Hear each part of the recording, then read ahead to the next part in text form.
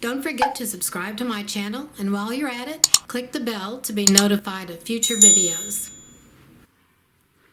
This is called Rail Fence Ripple. It's a small block. It finishes at 6 inches.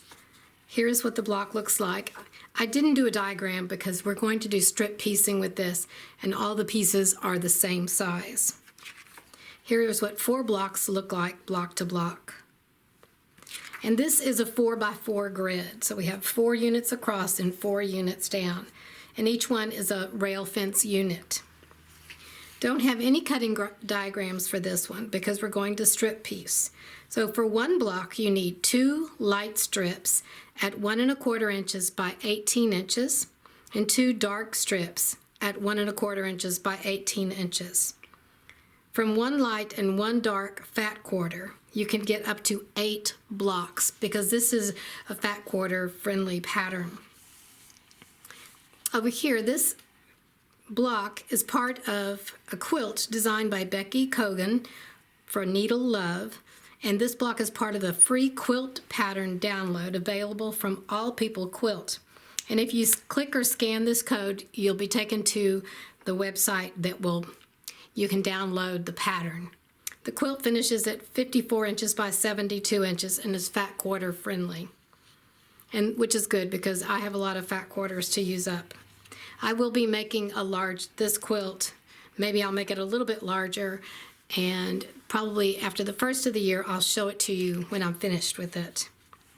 So to make 1 block, we're going to take the 2 light and 2 dark strips and make 2 strip sets like this.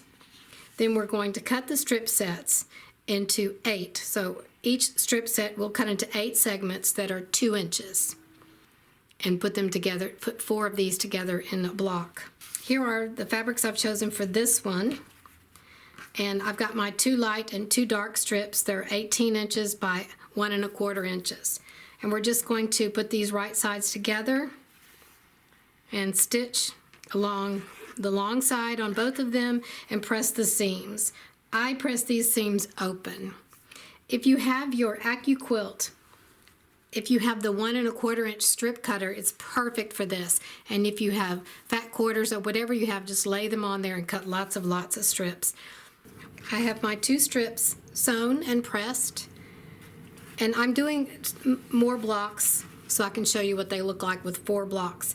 And I'm going to use the Stripology ruler to cut these into 2-inch segments.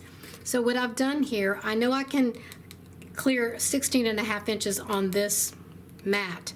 So I've got it at the 16-inch line, the first one. And I've got it over this line number 1 because I'm going to trim off these ragged edges. And then I want to make sure that I have the 18-inch mark covered over here. And I'm laying these down. So this next one I'll put on the next mark down here. So just line up the bottom edge of the fabric and then put this one on next. Now I'm going to use the Stripology ruler and cut all these into 2-inch segments. I'm just lining up the lines of the ruler and try not to move anything. So these lines are lined up down here, and the lines are lined up down here, and I'm clear to cut up here. Actually, I'm going to move it up a little bit more. Make sure I have a lot of room to cut. Now, happy with that. Now I'm going to start at the 0 mark, and this will cut off the ragged edges here, and then the rest will be 2 inches.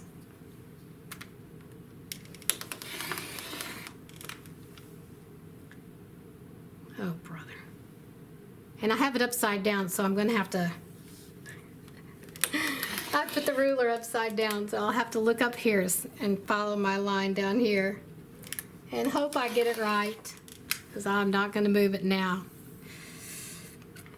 14, now 12, now 10, 8. This isn't the way you would normally cut these. I put the ruler down upside down. And if I hadn't already cut the edge on the other side, I would not be doing this. All right, so let's take this up. And now we'll take off these ragged edges here and take off the excess here.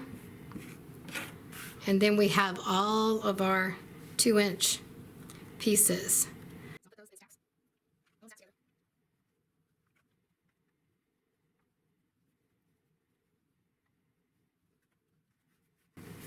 Okay, so I'm going to make 4 blocks. 1, 2, 3, 4. And for all of these, we'll just follow the diagram on step 3.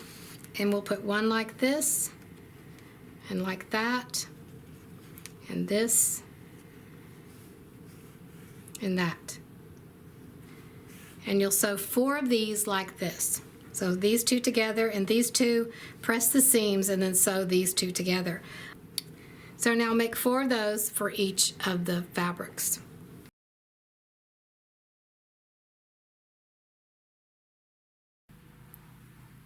Here are the 4 6-inch blocks that I've done, and now we lay them out and sew them all together.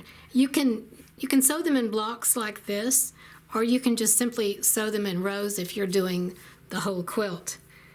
What you'll want to do is make sure they all go in the same direction.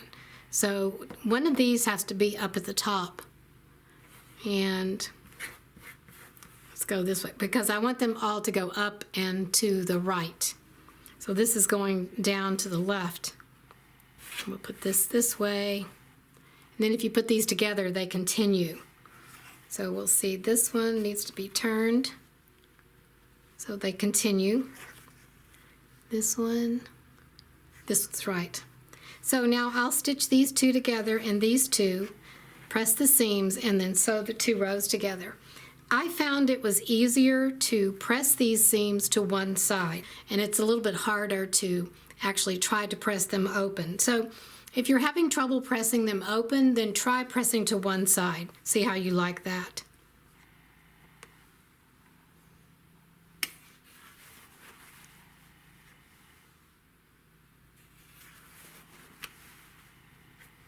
Thank you for watching.